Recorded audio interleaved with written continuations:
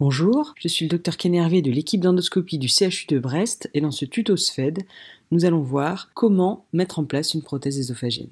Il s'agit de la vidéo d'une patiente suivie pour un carcinome épidermoïde de la jonction ésogastrique d'emblée métastatique, traitée par chimiothérapie, avec apparition récente d'une dysphagie.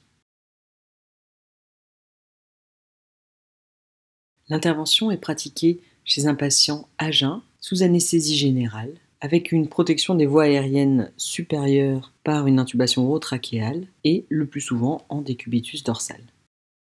Un gastroscope standard est suffisant, mais il doit être équipé d'un insufflateur à CO2. Il est nécessaire de disposer également d'une scopie. Il faut disposer d'un fil guide suffisamment rigide pour porter la prothèse, de produits de contraste, d'un bouchon irrigateur et de marqueurs radio-opaques. Pour choisir la taille de la prothèse, on considère qu'elle doit dépasser au moins de 2 cm au-dessus et en dessous de la sténose. Différents systèmes de pose sont disponibles.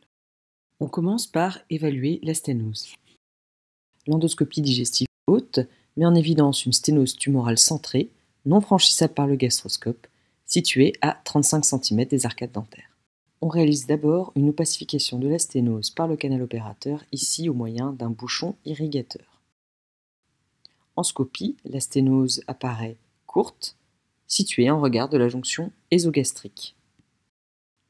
Un fil guide rigide est mis en place à travers la sténose. Son positionnement est contrôlé par scopie. On vérifie qu'il s'enroule dans l'estomac. On place un marqueur radio-opaque, ici un trombone, au pôle supérieur de la sténose. L'endoscope est retiré, le fil guide est laissé en place et on contrôle sa position en scopie. La prothèse est enfilée sur le fil guide par l'aide.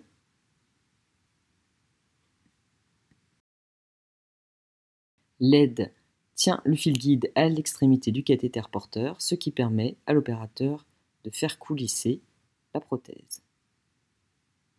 La prothèse est ensuite descendue dans l'ésophage en appliquant une légère tension sur le fil guide.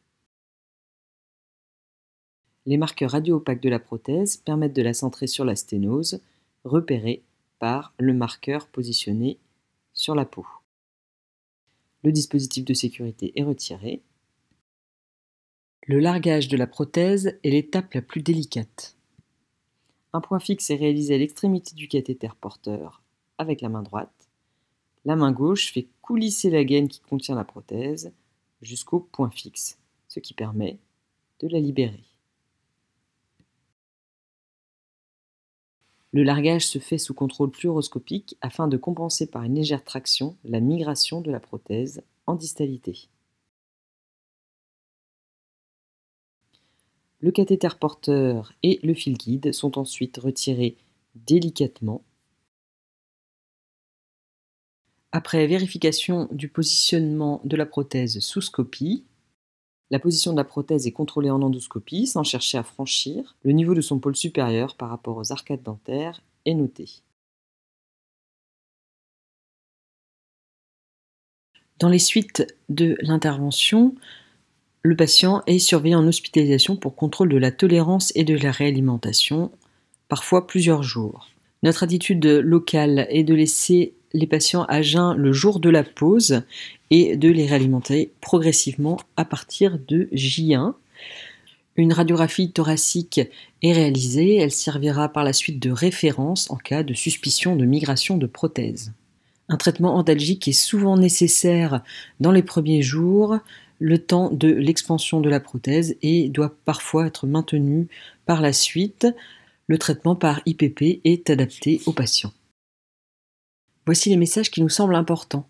Il faut bien évaluer la sténose avant la mise en place de la prothèse, ce qui suppose de parfois réaliser de nouvelles biopsies de la sténose, de réaliser des imageries en coupe afin de contrôler ces rapports. Un bon positionnement du fil guide est crucial, il doit s'enrouler dans l'estomac afin d'éviter de pousser la prothèse dans le mauvais axe. La technique de pose suppose de réaliser un point fixe au moment du largage et le mouvement de compenser la migration de la prothèse en distalité au moment de l'ouverture est très important. Bien sûr, il est important de contrôler le bon positionnement de la prothèse en fin de procédure. Celle-ci peut parfois être légèrement repositionnée.